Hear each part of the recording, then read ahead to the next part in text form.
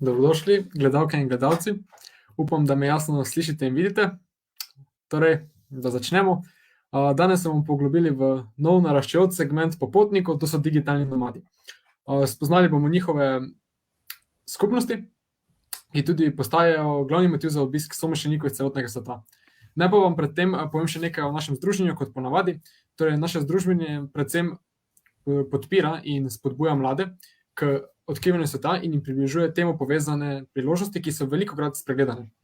Na spletni strani lahko zasledite tudi več potopisnih člankov in reportaž s popotniškimi nasveti, ki so skupaj zbrani v spletni reviji Globetrotter.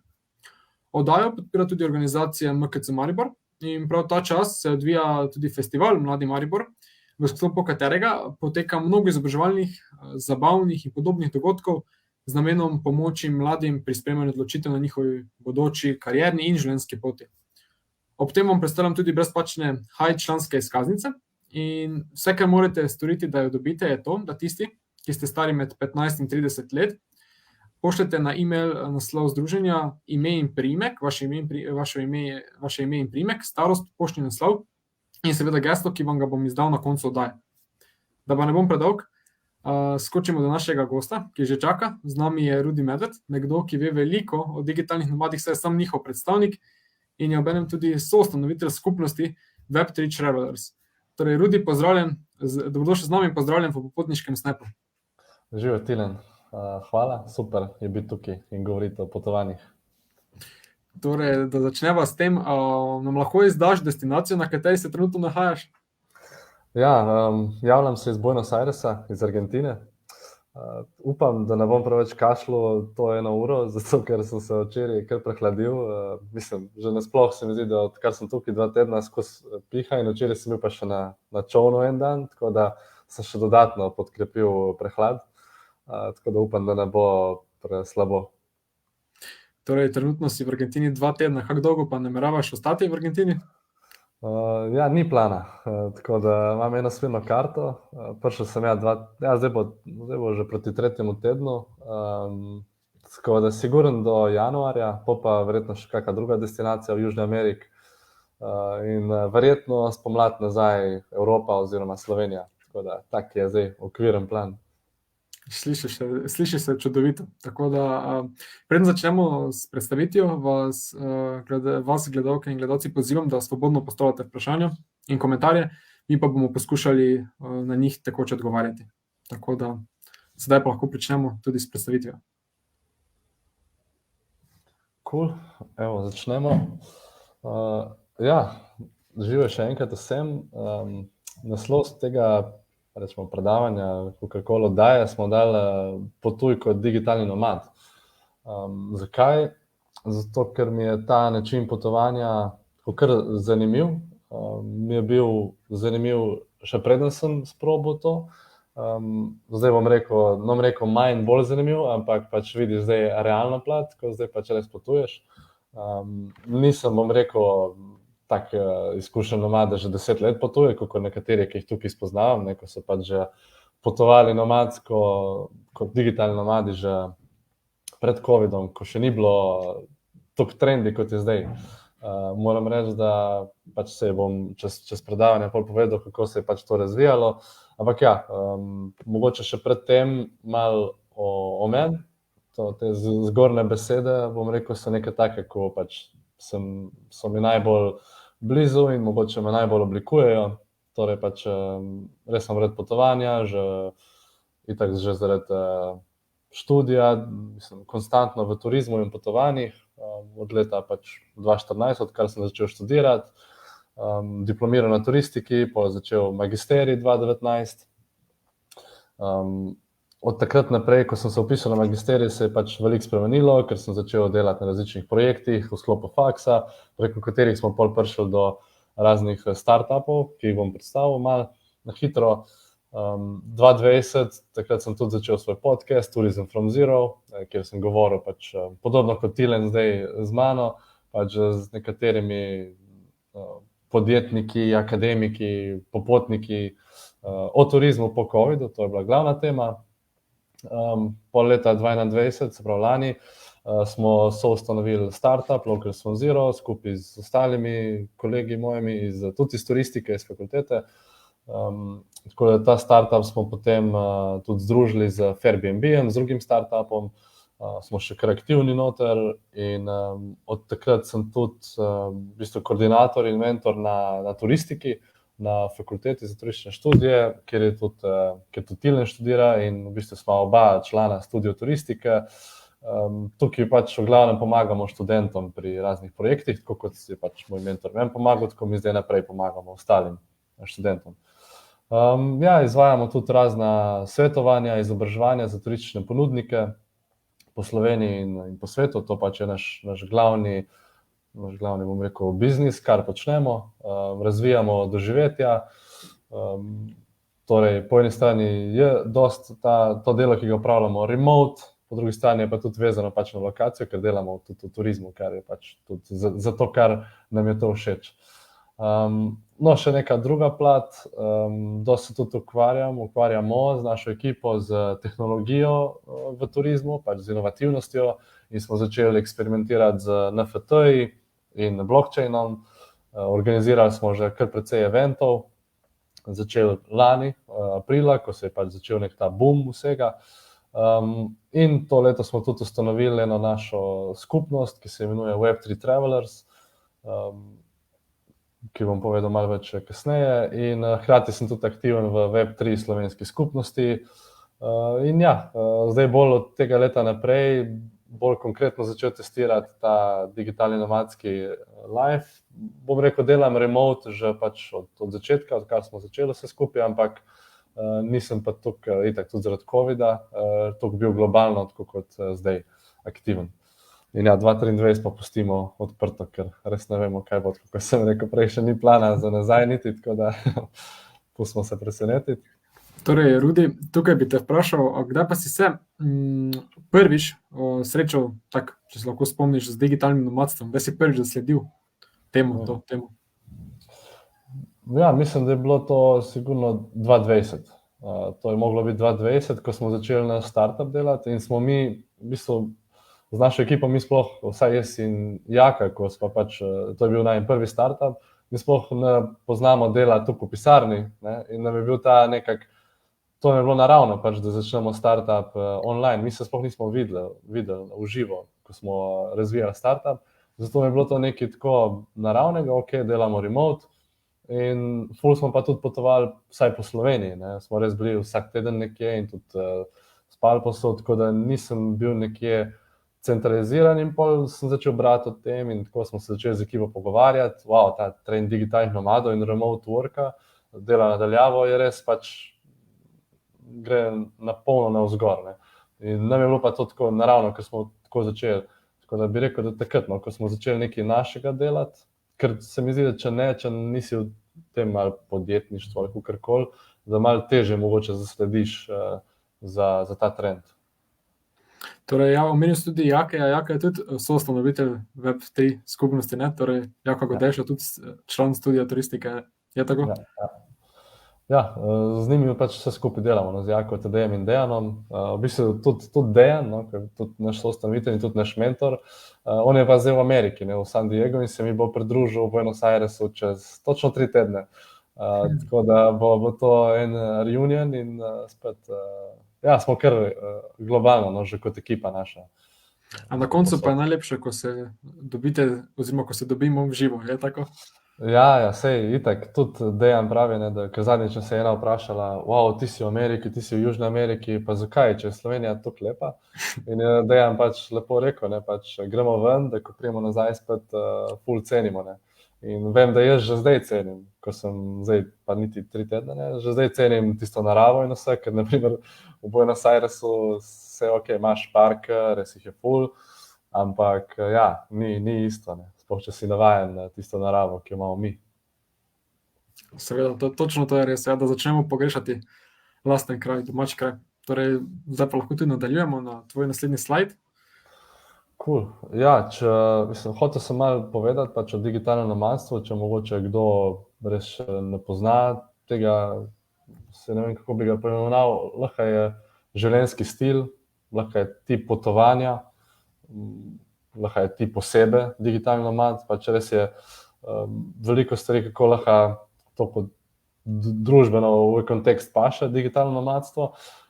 Neka definicija je pač, da to je popotnik, ki se preživlja online, se pravi preko spleta, s tem, da nomadira, tukaj piše nomading, potuje okoli sveta.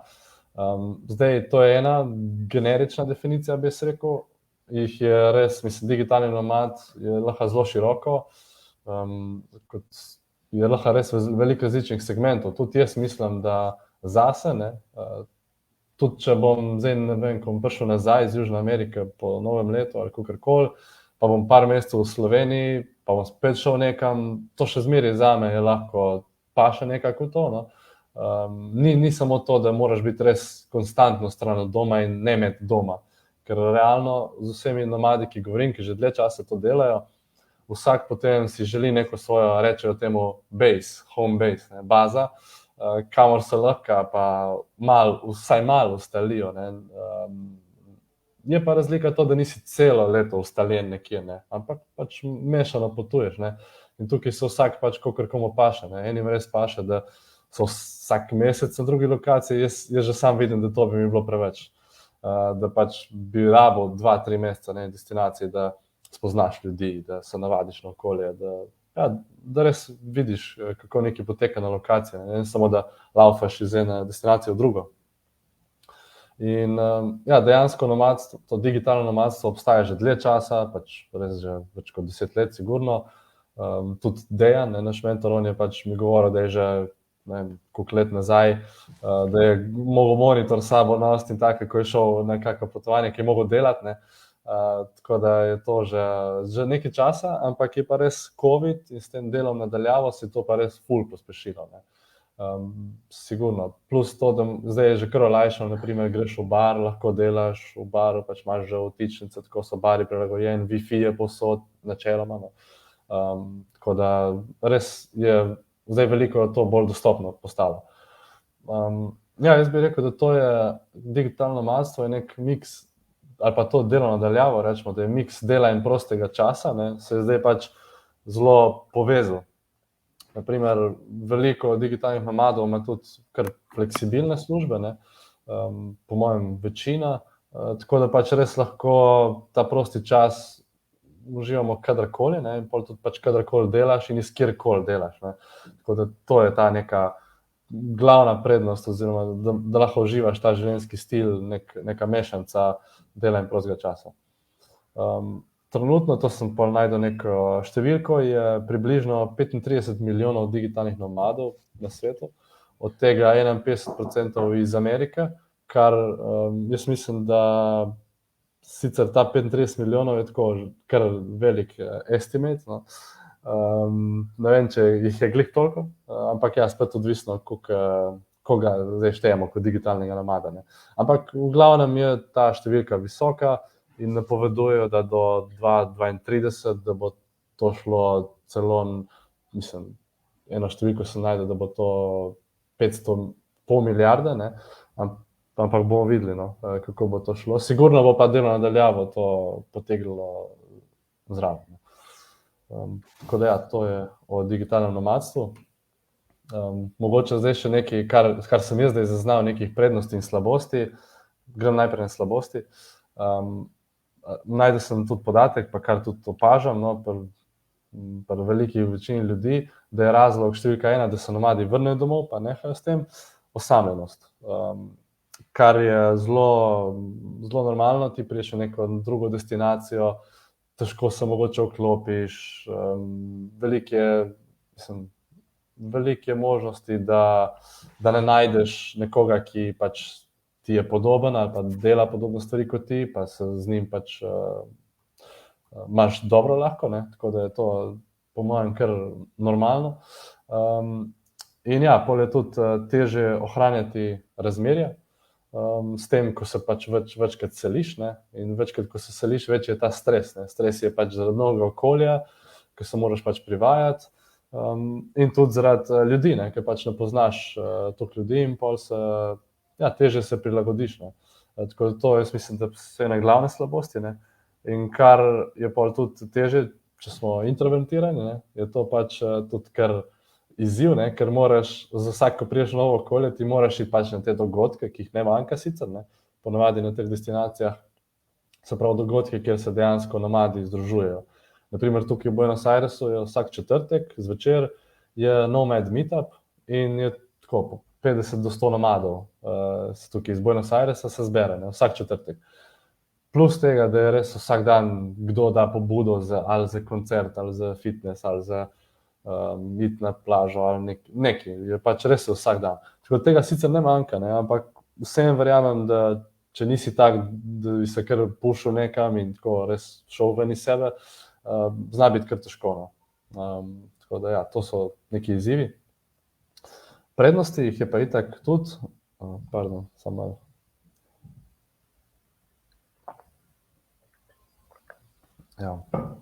Ja, prednosti jaz vidim, da lahko pač živimo na destinaciji dlje časa in spoznamo nove, zanimive ljudi, dobimo nove poslovne priložnosti in si pač širimo obzorja. Čakaj, samo moram skašljati. Ni problema.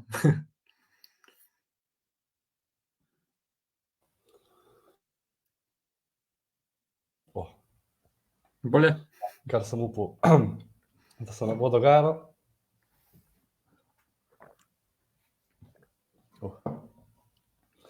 Cool. In ja, lahko živimo pač v nekih cenejših destinacijah. In kar vidim kot glavno prednost, kar jaz lahko delam, je, da pač pozitivno vplivam na destinacijo. In na lokalno okolje kot naprimer, ko mi pridemo, ker večinoma nomadi prihajajo pač iz, recimo, uspešnejših ali pa premožnejših držav, zahodnih držav, večinoma. Vse smo videli podatek, pač 50% Američanov in oni večinoma potujejo pač v cenejše destinacije in tam oni pač, eno je to, da pustijo pač denar, plačajo pač za namestitev za več mesecev in tako naprej. Drugo je pa, da lahko pač tudi, ne vem, grejo, ne, res zdaj.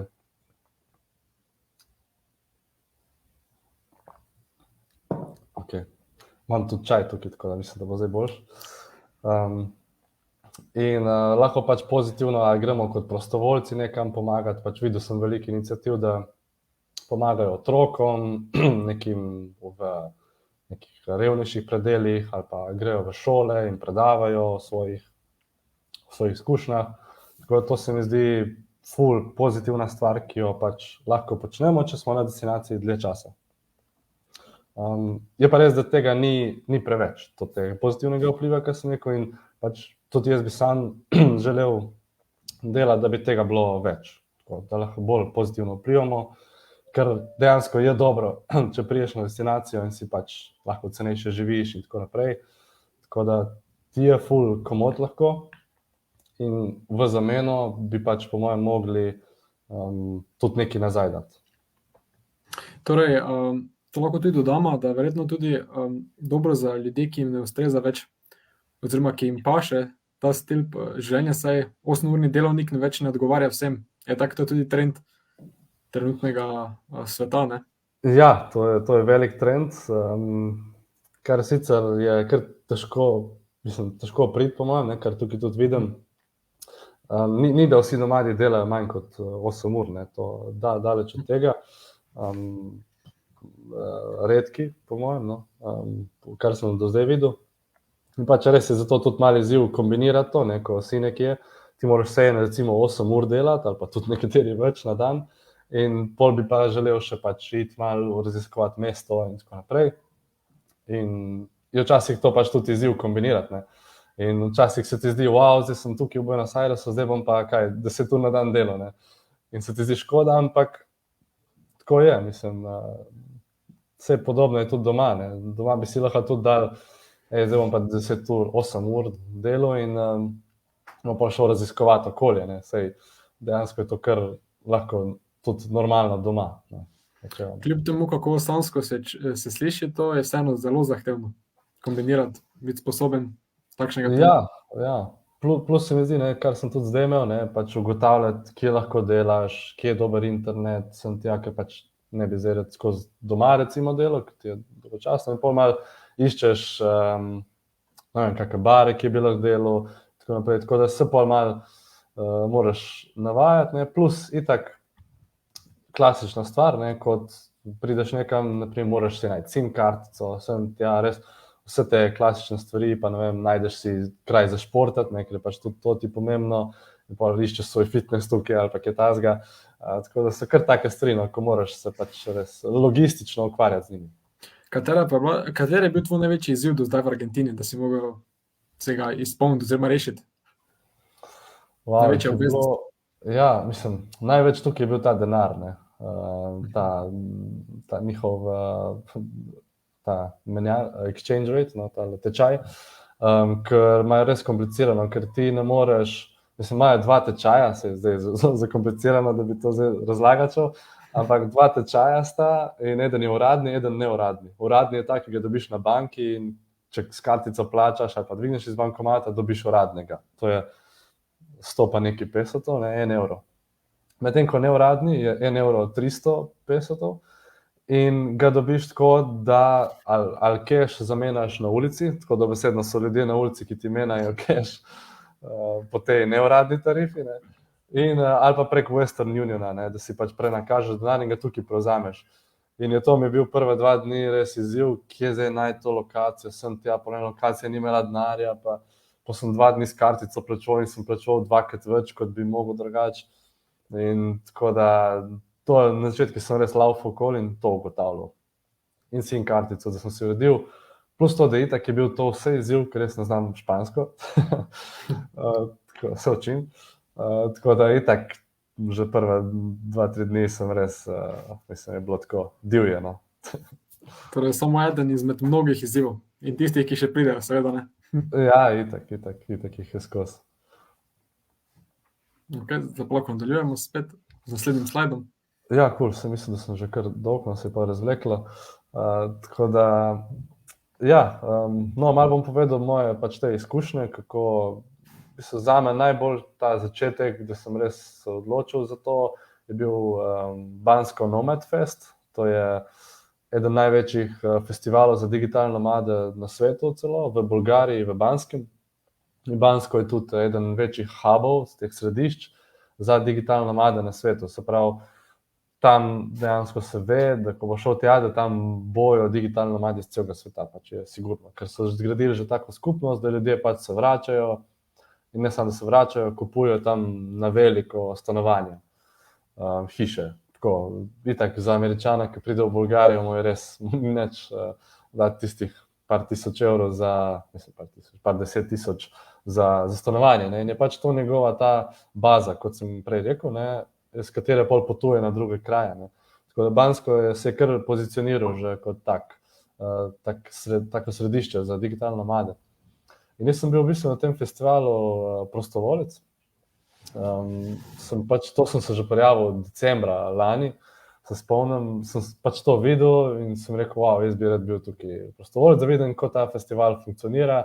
Tako, ker če greš sam kot udeleženec, ja, ok, vidiš, ampak kot prostovoljec pa se mi zdi, da res dobiš vpogled, plus to, da sem zaradi tega še ful več ljudi spoznal, zaradi tega, ker sem bil tam prostovoljec, ne. Plus, da ne govorimo o ostalih, ki je bilo 80 prostovoljcev, ne, in vsi pač v bistvu digitalni nomadi ali pa tako na začetku, tako kot jaz, ne. Tako ja, to mi je bil, ker sem tam lahko govoril res z vsemi, ki potujejo že več 10 let ali pa več, dobiš pač res ful prijateljstev, poznanstev in pač se pogovarjati z njimi, kako ti potuješ, kje si bil, kaj delaš. In je zanimivo, ko res od teh več kot 500 ljudi res delajo, mislim, veliko stvari različnih. Tako da res vidiš profile, s čem se vse ljudje preživljajo in kako živijo, ne, pač potujejo. In vsak na drugačen način potuje. Eden potuje celo z otrokom, eni s psom, eni vsak mesec nekje, eni so vsak teden selijo, eni so pač po 1 leto nekje in niso več toliko nomadi, so že starejši. Ja, in še to, ne, zanimivo je bilo to, da so večinoma jih je bilo tako starejših od 35 let, ne. To me je presenetilo, sem mislil, da bo več tako mojih let, v bistvu sem pa jaz bil eden mlajših. tam na festivalu. Ne. Tako da, ja. Kaj pa glede, ko si rekel, da so tudi z otroki, kaj pa glede družin, pa je to verjetno zelo težavno, kot si prej omenil pri slabostih, ne? Zvezana z ljudmi, ki so non-stop na terenu, praktično. Če ena družina z njimi potuje, je zelo težko, prav? Ja, mislim, to se ne morem reči, da je iz svojih izkušenj, očitno. Tako da, ampak bom povedal pač tako, kot sem videl ali pa kot vidim. Ja, itak, da so izzivi, ampak videl sem par družin tudi na tem festivalu, ki dejansko konstantno potujejo, ne? Se pravi z otrokom. Niso stacionirani in tudi otroke sami šolajo, ne? Tako da to je kar zanimivo, no? Življenjski stil se mi zdi in zelo verjetno težek, no? Ali pa tudi ne, lahko da jim je to boljše, lažje. Ampak ja, definitivno je to, se mi zdi tako nasplošno za nekoga, ki se ni še soočil s tem, sigurno zna biti težko, plus razmerja itak, sigurno, tudi je veliko tega, pol se pojavlja, naprimer tukaj na Nomad Festu so obdelali prav dogodke za to, da se spodbudi pač pare, v bistvu, ne, pač da spoznaš punco fanta, ne, zato ker je pač drugače zelo težko in imaš prav ljudi, ki to spodbujajo, ker vejo, koliko je težko, ne. In imajo tudi aplikacije, naprimer kot Tinder za digitalne nomade, jih je že par takih, ne, ker pač itak vsak digitalni nomad tudi hoče enega, ki je digitalni nomad, ne, ker drugače je težko, ne. Zanimivo. Tukaj pa se pravi tudi prvo vprašanje se strani gledalcev in gledalk. Torej, Anjo zanima, kako ohraniš motivacijo za delo v času potovanja? Vedno ni lahko ob vseh teh priložnostih. Ja, dobro vprašanje. Motivacija, ja, glih s tem sem se zdaj soočil, ta 2 tedna, ko pač se privajaš in k sreči, no, pač nisem imel toliko dela, da bi rabo jaz zdaj 10 ur na dan biti nekje pa delati, ker to bi bil pač še večji izziv, ne. Medtem ko sem imel pač ta čas za privajati se, ampak zdaj nekako, kar vidim, da ti daje motivacijo, ne, je pa to, da dejansko si obkrožen z takimi ljudmi, kot sem bil v Bolgariji, na primer, ne. Tam me je dejansko ful motiviral in tam sem kar delal, tudi vmes med festivalom sem bil ful motiviran za delo, pa je bilo to sredi poletja in res sem užival biti tam v coworkingu z vsemi ljudmi, ki so tudi ostali delali, ne. Tako da bi rekel, da odgovor je, kako ohranjati, je to, da se pač obkrožiš z ljudmi, ki so motivirani. Se to itak je tudi po moje največji nauk za življenje nasploh, ali si digitalni nomad ali ne, da se obkrožiš z drugimi ljudmi, ki so pripravljeni, so motivirani, so strastni do nečesa, ne. In to sem opazil v Bolgariji, da je bilo veliko takih in sem bil tudi jaz bolj motiviran in celo zdaj sem recimo glih začel tudi smo se začeli z enim povezati, ki je bil v Bolgariji, smo se spoznali in smo zdaj začeli skupaj delati na enem produktu, ker smo se tam pač pokonektali v coworkingu. Tako da, če hodiš v te coworkinge in se tako družiš s takimi ljudmi, po mojem je veliko lažje, no. To je res, ja. Jaz imam pa eno vprašanje še tako za tebe, glede na to, da še boš vedno omenil katero destinacijo v tej predstavitvi, me zanima, katera je po tvojem mnenju trenutno destinacija, ki je najbolj prilagojena infrastrukturno za te digitalne nomade, ne? Oziroma, ki se dejansko prilagaja temu segmentu, če pač kaj meniš. Ja, recimo, če zdaj gledam za Južno Ameriko, je to sigurno Buenos Aires plus Medellin, Kolumbija, ne vem, ko se zgori Medellin ali Medellin. To in Mexico City, pač sicer tam gre že bolj na negativno plat, ne, ker je pač res že ratala masovka digitalnih nomadov in tako naprej. Ampak ja, okej, ta 3 mesta. Plus pol v Evropi je definitivno Bansko in Lizbona. Zdaj se počasi tudi Tenerifi. Pol Azija pa itak je Bali, je najbolj taka, bom rekel, mogoče še najbolj mainstreamovska destinacija za digitalne nomade in Chiang Mai, Tajska. Tako da po moje so te, plus itak, da je zdaj že ful novih se odpira, ker pač to destinacijo vidijo kot kot priložnost, no, za nagovarjati nove tipe turistov in hkrati tudi rezidentov, pa privabljati pač pametne ljudi v svojo državo. Tako se Hrvaška dosti dela na tem, pač dol Split. Tudi videl sem Beograd, da je popularen za digitalne nomade.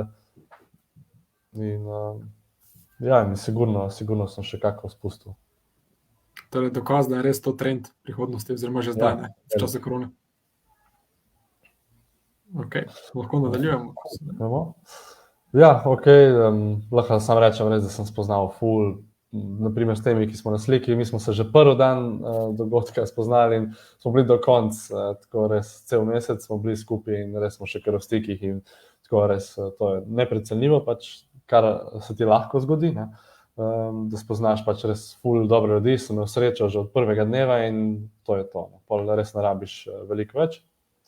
No, bila so tudi predavanja, to, kar vidimo na drugi slik, pač res vsak je lahko predaval o tem, večinoma tako o digitalnem nomadstvu, pa vsem, kar je povezano o tem, tako da se lahko tudi veliko naučiš. In ja, itak mi je bilo pač meni najbolj zaradi hribov, ker pač res to obožujem in sem pač kar 3-4 šel gor v hribe v Bolgariji, kar bi res priporočil vsakem. So malo drugačni kot naši, ampak vseeno so razgledi ful dobri. No, sam še to mogoče, da smo pač v luči teh trendov, ki smo jih zdaj omenjali, pa vseh teh izzivov, ki sem prej rekel, o tem, da pač najdemo svoje ljudi, svojo skupnost. V ta namen smo vzpostavili to skupnost Web3 Travelers, ki mogoče, zdaj bom povedal, se bo mogoče poimenovala malo, ampak v glavnem je to, smo želeli narediti skupnost ljudi, ki bi skupaj potovala in obiskovala doživetja, se pravi kot nek travel club, popotniški klub recimo. Skupna točka teh ljudi, vidimo pač, da je to potovanja, tehnologija in trajnost. Se pravi skupaj s tehnologijo in trajnostjo pomagati destinacijam, katere obiskujemo. To nekako je naša rdeča nit, kar bi želeli delati, kar tudi že mi od leta 2020 počnemo, kar hočemo delati s turizmom, no? Kak turizem mi vidimo.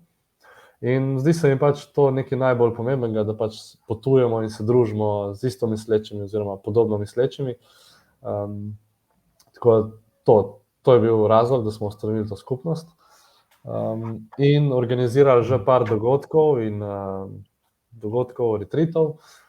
Prvi retreat je bil v Sloveniji sicer za slovensko Web3 skupnost, smo bili Škofje Loke cel vikend. Pol smo organizirali NFT večerjo, ki je bila prva večerja v Sloveniji, ki smo jo kupili z NFT-jem. To je bila ena izkušnja pač, ki smo jo mi organizirali v Žireh.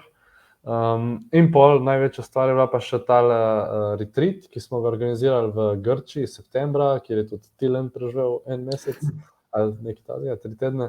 Tako da to je bilo pa 5 dni na grškem otoku Leros, smo imeli 15 ljudi iz celega sveta v bistvu in smo cel teden se skupaj družili, govorili o raznih stvareh, kako bi našo skupnost drugače naredili, kako bi potovanje drugače naredili, kako bi lahko živeli in kupovali nepremičnine skupaj, tako res različne teme in pač hkrati raziskovali grške otoke, no. Tako da to je bilo res kar kul.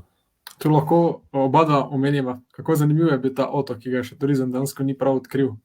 Pa seveda sam kamp in tudi njegov lastnik je res posebna osebnost, oziroma sam lahko rečemo, da je lastnik je največji popotnik, kar smo ga mogoče spoznali v življenju. Če se strinjaš. Dejansko, res je. In ja, zaradi tega je bil tudi ta retreat zanimiv, ker smo to organizirali res, kot si rekel, na neturističnem otoku, kjer dejansko, mislim, večina teh ljudi, pa tudi mi, ne, se ne bi odpravili tja, če ne bi bilo tega eventa, ne. Se pravi, isto je bilo s to NFT večerjo, ne, to je bila 17-hodna večerja, na primer, ne, ki je stala kar precej, in večina ljudi ne bi šlo na tako večerjo, se ne bi privoščilo, če ne bi bilo te skupnosti, ne, če ne bi te ljudi skupaj zbrali, ker smo imeli pač 10 ljudi, ki jih zanimajo podobne stvari. Tako da je dejansko to ta prednost, ne, da pač potujemo skupaj tudi pol na neke kraje, ki mogoče drugače ne bi. In ja, tako kot si rekel, Panos, ta lastnik kampa, je res zanimiva oseba, kar je pač res še dodatno popestrilo ta naš retreat, no, vsaj za nekatere. Ja, vredno je, da omenimo, da je obiskal dejansko celoten svet, bil dejansko profesionalni potapljač in je s tem res dobil možnost videti vse kulture, praktično vsako državo, skoraj ne vem, kjer ni bil, ne, destinacije, kjer dejansko Panos ne bi obiskoval. Vedno ste vi tudi imeli to možnost, da ste poslušali njegove izjemne zgodbe ob večerjah in obrokih, je tako? Ja, definitivno. Pač to je bilo ful zanimivo slišati, pač njegovo življenjsko zgodbo, ki pač smo jo zdaj v enem tednu kar uspeli spoznati, pa še niti, po mojem, niti 10% nismo, ampak se je zdelo veliko vseeno in ja, to mi je ta glavna vrednost pol potovanj, da spoznamo take ljudi, kot je Panos in da se od njih učimo ali pa pač sam slišimo njihove zgodbe in vidimo, kako so oni živeli.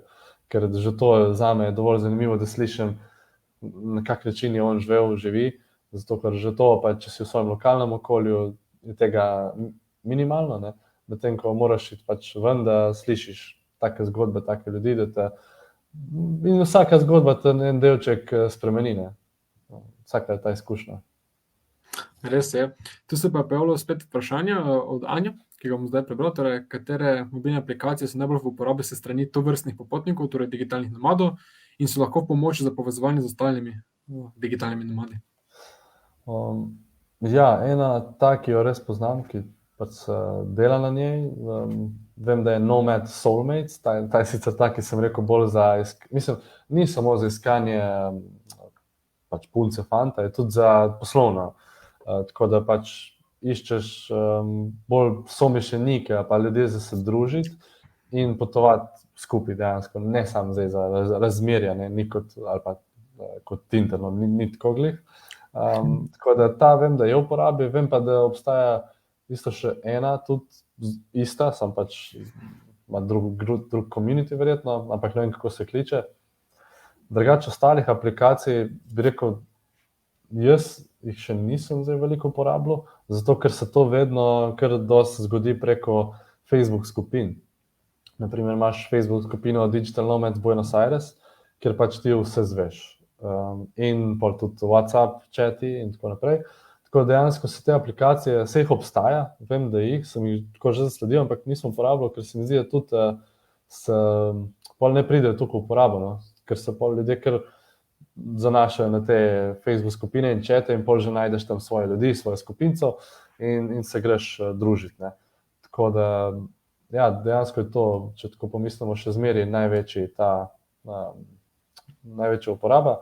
No, je pa tudi veliko takih spletnih strani, kot je Nomad List, kjer pa najdeš informacije o krajih. Tam pač imaš res, mislim, vsa mesta, ki so prilagojena z digitalno nomade, ali pa tudi še ne, jih imaš tam in pol so ljudje napisali, kaj so prednosti, koliko je življenjski strošek tam, mesečni, koliko stane pivo, koliko stane kava, kje so coworkingi, kje se spi, kakšni so ljudje tam, temperatura, res tako, vse informacije, kar jih rabiš, so tam na teh spletnih straneh. Torej, zdaj bi te pa še vprašal glede, da se posvetimo malo Sloveniji mogoče.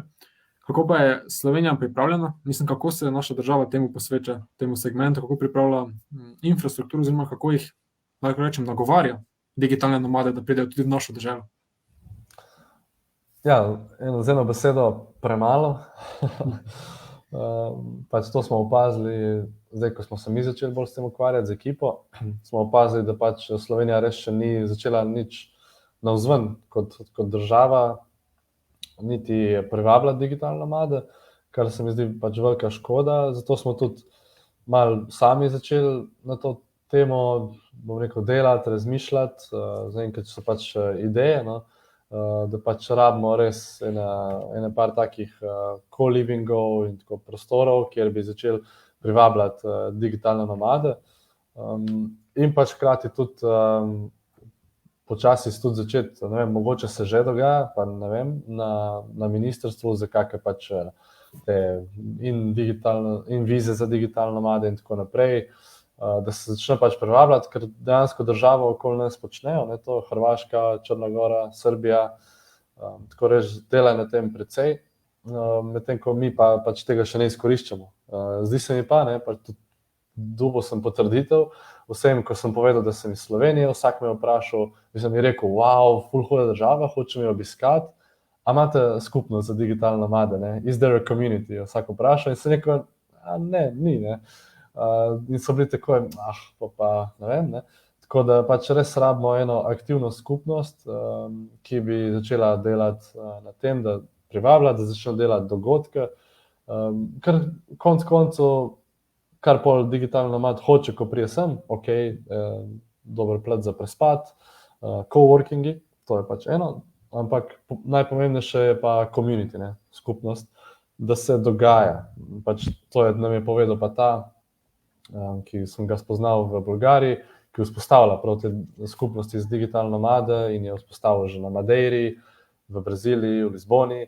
Ima izkušnja s tem in je rekel, pač to mora vsak dan se mora nekaj dogajati. Ne. Pač mora biti ali kako predavanje, ali sam na pivo iti, ali ne vem, salsa classes, ali karkoli, res pač nekaj se mora dogajati. Ne. In s tem pol zgradimo skupnost ljudi, ki jih zanimajo podobne stvari. Ne. Tako da to mislim, da pač moramo začeti nekako delati in pa se bo pač to organsko zgodilo, ko bo ljudje videli, da se tukaj dogaja.